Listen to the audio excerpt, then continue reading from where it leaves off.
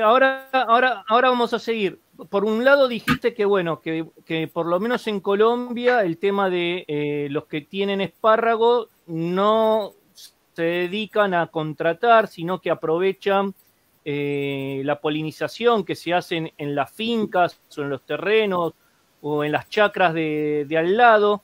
Y quería preguntarles a los tres y a Félix también, con respecto a la polinización.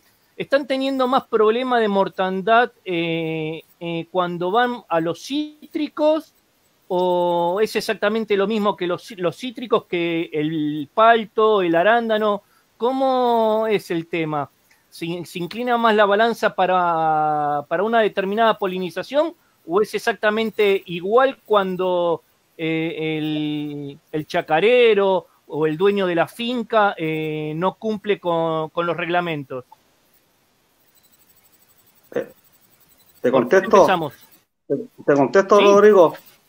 ¿Ya? Perfecto, sí, bueno, sí, acá se da casi lo mismo, no hay una gran relevancia, sobre todo en los cítricos, no se dan gran cantidad de cítricos como la fruta, como cerezos, almendros, ciruelos, no hay tanta baja en eso, no hay una comparación, digamos, excesiva, es generalizado todo el tema de los productos, ¿ya?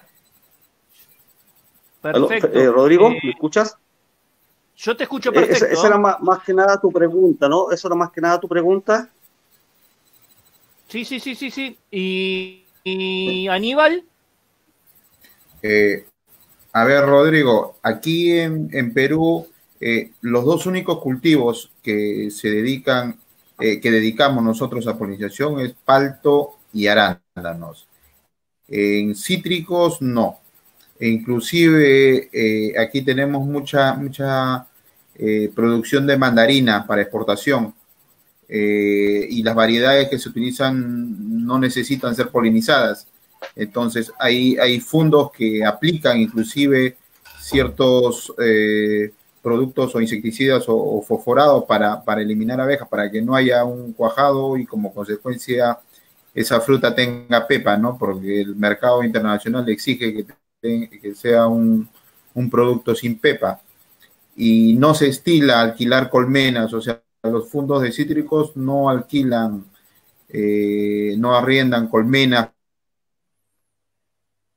para polinizar cítricos, lo cual en la zona donde estamos ubicados a veces aledaño a los fondos de palto, si hay cítrico y a veces coincide la floración o a veces es un poco adelantada la floración del cítrico, tenemos la ventaja de que las abejas puedan recolectar rápidamente néctar y poder tener algo de producción de miel de cítrico, ¿no? Estando polinizando palto, ¿no? Y después el apicultor prefiere obviamente recibir una retribución por la polinización que a veces lleva al cítrico, que ya en estos últimos 5 años aproximadamente no es tan rentable porque hay momentos que tú no sabes en qué momento vayan a realizar una aplicación, como dice, hay fondos pequeños de 5, 10, 15 o 20 hectáreas que están alrededor y no sabes qué fondo va a ser su programa de aplicaciones y si tus abejas están cerca o están trabajando en ese fondo, tienes la mala suerte de que te vayan a matar las abejas y no tengas nada de producción. Entonces, preferimos nosotros como polinizadores llevar a fondos donde nos pagan, ¿no? Que generalmente coincide con el palto. Perfecto. Ignacio, o Félix, ¿quieres agregar algo? Félix, Sí, ¿quieres agregar algo?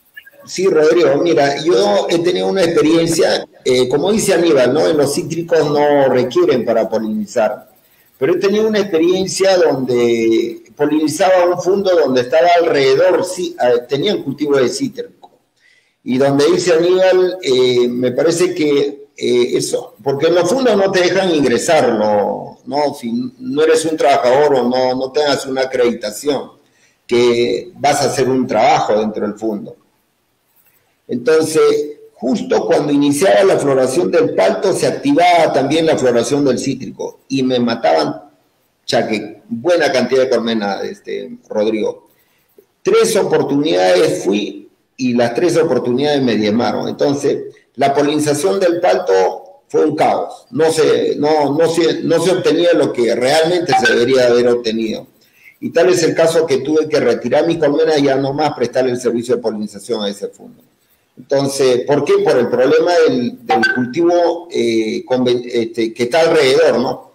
Y de hecho, la abeja lo elige más a la floración del cítrico que a la del palto.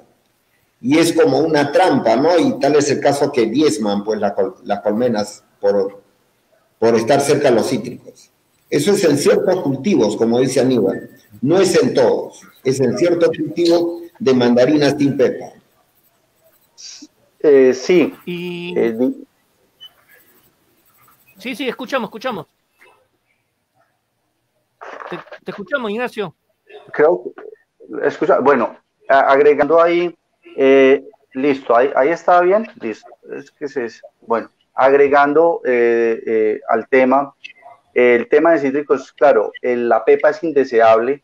Aquí se da, por ejemplo, que hay que hacer raleos de la fruta. Se genera una producción o un cuaje tan alto de la fruta que el agricultor debe de tumbar algunos frutos para evitar que el árbol se dañe por desgajes, y la fruta que tiene pepa, que tiene semilla, es indeseable. Entonces, hemos tenido también inconvenientes en el tema de cítricos. Algunos citricultores piden servicios de polinización y se les da, porque han determinado que su nivel de cuajes es muy bajo y que necesitan algo de polinización. Pero en cítricos se da un fenómeno que es la partenogamia. Se generan frutos partenogámicos sin necesidad de fecundación, y esos son los mejores frutos para ellos porque no tienen semilla. Digamos, acá también digamos que hay una necesidad de polinización en el tema de las pasifloráceas, específicamente curúa, chulupa, granadilla, que digamos que los agricultores en medio del desconocimiento solicitan servicios de polinización con Apis mellifera, y hay que tener en cuenta que para las cúrbitas, para las pasifloráceas en específico, son abejas pues un poco más grandes, son abejas como el tipo bombus o silocopas. Claro. Y digamos que eso genera un malentendido entre el apicultor y el agricultor, porque algunos apicultores ofrecen ese tipo de servicios para ese tipo de cultivos, y lo que están haciendo es algo contraproducente, que es generar que las abejas, por ejemplo Apis mellifera en este caso, tomen el néctar y tomen el polen, pero no hacen una polinización adecuada, ¿sí? Entonces hay que tener en cuenta también como apicultor que todos los cultivos tienen, digamos, unas necesidades diferentes. Por ejemplo, en el caso del cacao, el polinizador específico es Forcifomia, no son abejas.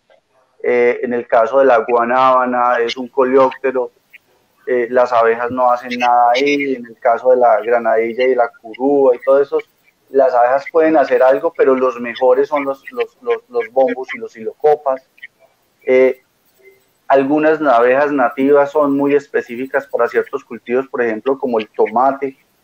Entonces, uno muchas veces tiende a creer que la abeja, por ser tan plástica, se adapta, digamos, que a todo, pero no es así. O sea, hay que tener hay que ser como apicultor y como empresario, digamos, que tener el foco bien puesto en los cultivos donde realmente sí se va a lograr una polinización, porque digamos que en el caso de Colombia se ha entrado en un boom de tema de polinización, pero se quiere polinizar todo, pero sin tener, digamos, que el conocimiento de cuál es la efectividad real que tiene Apis mellifera en este caso sobre ese cultivo. Y hay que tener en cuenta eso. Otra de las cosas que nosotros como empresa nos fijamos mucho cuando, digamos que solicitan nuestros servicios de polinización, es que hay un tema que es el tema de fertilidad en el cultivo. Hay algunos microelementos, unos micronutrientes que cuando faltan en el cultivo no dejan que haya una buena fecundación del fruto o que no haya fecundación. El caso del boro, del zinc, del magnesio, que en el caso, por ejemplo, del boro, que tiene que ver con la fertilidad del polen. Entonces, cuando uno entra a veces con polinización en cultivos que tienen deficiencias de estos nutrientes, se pueden introducir muchas abejas, se puede hacer un trabajo de inducción con abejas, pero no se logran los cuajes necesarios. Son deficiencias que no se notan como normalmente se notan pues, visualmente, sino que se deben de hacer análisis de laboratorio, análisis foliares, para poder detectar, digamos, que estas deficiencias y no caer, digamos, que en el error de ofrecer un servicio de polinización o que le soliciten a uno un servicio de polinización, poner un servicio de polinización y que no funcione por otro factor externo al tema de polinización.